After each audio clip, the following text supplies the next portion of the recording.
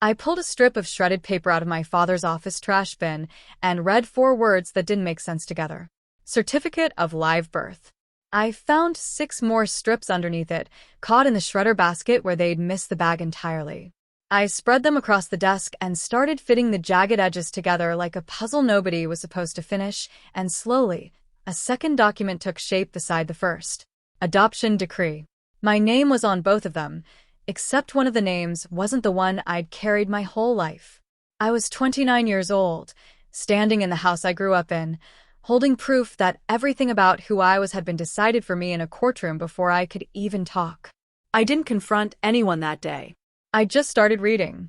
Welcome to Revenge Stories Narrated, where family betrayal meets inevitable justice and karma always collects its debt.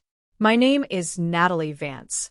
I'm the only child of Richard and Susan Vance, or at least that's what I believed for 29 years. My father built a commercial real estate firm from nothing, and by the time I was born or so I thought the family had enough money that people in our town treated us differently, more polite, always a little careful. I grew up believing that success came from my father's own hard work, and I believed my parents when they told me, every single year on my birthday, that having me was the best thing that had ever happened to them.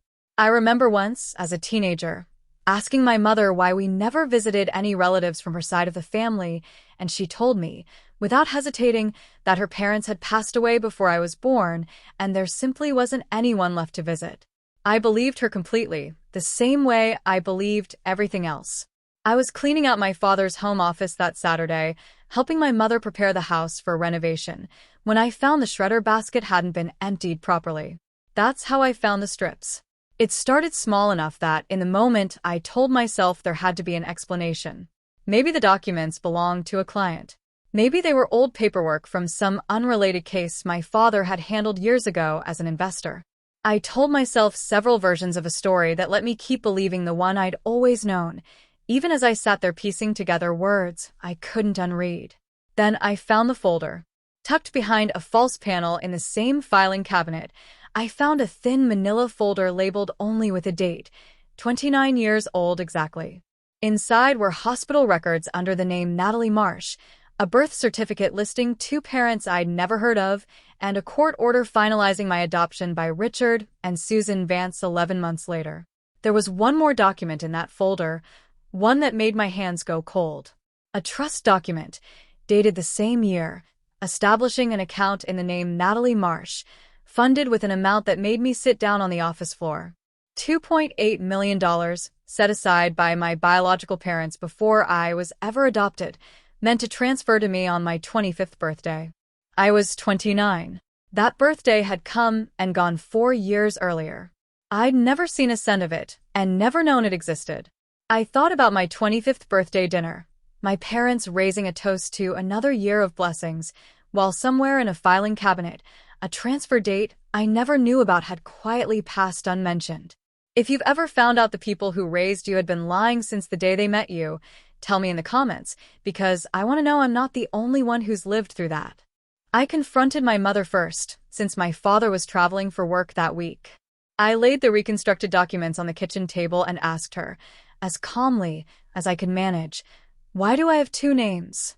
My mother looked at the papers for a long moment, then looked back at me with an expression so composed it frightened me more than tears would have.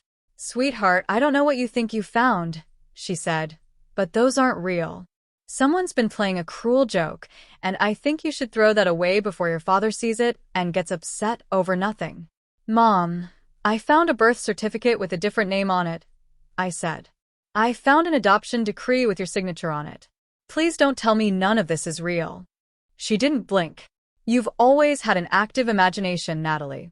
I think this move has been harder on you than you're admitting." That night, unable to sleep, I went back into my father's office and searched more carefully. Behind a row of law books, I found a small safe I'd never noticed in 29 years of living in that house. Using my own birth date, the real one on the birth certificate, I got it open on the 3rd try. Inside were bank statements for an account I'd never heard of, showing the trust had grown, quietly over nearly 3 decades, sitting untouched under careful management, waiting for a transfer date that had simply been allowed to pass unmentioned, as if I would never think to ask. There was also a short letter, handwritten from a woman who signed it only as your mother, dated the year I was born, explaining that she and my birth father wanted this money to give me a future they couldn't provide themselves. My mother, Susan, had never once mentioned that letter existed. I understood then that every birthday dinner, every warm word about how grateful they were to have me, had existed alongside a filing cabinet holding proof they'd spent 29 years managing a fortune that was never theirs to manage, and hoping I'd never find the paperwork to prove it. I didn't confront them again that week. I called a lawyer instead, a sharp estate attorney named David Kim, who specialized in exactly this kind of situation, and laid every document out on his desk the following Monday. "This trust language is old," David said, reading through the photocopies I'd made before returning the originals to the safe. Older trusts like this were sometimes written with vague transfer conditions, since the drafters never expected anyone to challenge them decades later. Whoever wrote this one included a clause that grants the named beneficiary immediate authority to petition for full control the moment fraud or concealment is discovered, regardless of the original transfer date. Meaning what, exactly? I asked. Meaning your parents missing your 25th birthday transfer wasn't just wrong, David said. The moment you can prove they knowingly concealed this trust from you, the clause allows you to petition for immediate control of the full balance, plus any growth accrued during the years it was withheld. It took David's team 3 weeks to build the filing, using the hospital records, the adoption decree, the trust documents, and bank statements showing the account had been quietly managed by my father's firm the entire time, drawing a modest annual management fee that had never once been disclosed to me, or to anyone outside a small circle at his company. I also learned, going through the rest of the safe's contents that night, that the annual management fee my father's firm had quietly drawn from the trust amounted to nearly $60,000 a year, money that had, in a strange and painful way, been paying for the very silence that kept me from ever finding out the account existed. I filed the petition on a Tuesday morning, and by that Thursday, the court granted an emergency order freezing the account and transferring beneficiary control to me, pending a full hearing, based on the clear evidence of decades-long concealment. My father found out the same day his firm's access to the account was revoked. He called me 11 times that afternoon. I answered the 12th. "You have no idea what you've done," he said, his voice tight in a way I'd never heard before. "That money supported this entire family for years. The business, the house, all of it. You had 29 years to tell me it existed," I said. "You chose a shredder instead." The rest happened over the following months. The full hearing confirmed everything David had argued. The trust, now grown to just over $4 million after decades of careful, quiet management, transferred fully into my control. My father's firm, which had been drawing on the trust's investment returns to cover cash flow gaps during 2 rough years I never knew about, suddenly lost access to funds it had come to depend on. The same secrecy my parents had used to control the truth about who I was ended up being the exact evidence that stripped them of the money they'd used that secrecy to protect. Their credit cards, tied to accounts that had quietly leaned on the trust's returns for years, started declining within 2 months. My mother called me once, asking, carefully, if I might consider helping the family through a difficult stretch. I told her I already had for 29 years, without ever being told the truth about what I was owed in return. I legally reclaimed my birth name that spring, keeping Vance only as a middle name, a small nod to the fact that not every part of those 29 years had been a lie, even if the biggest part had been. I used a portion of the trust to start a small foundation that helps adult adoptees access sealed records and fight for financial transparency in cases exactly like mine, something David now volunteers with twice a month.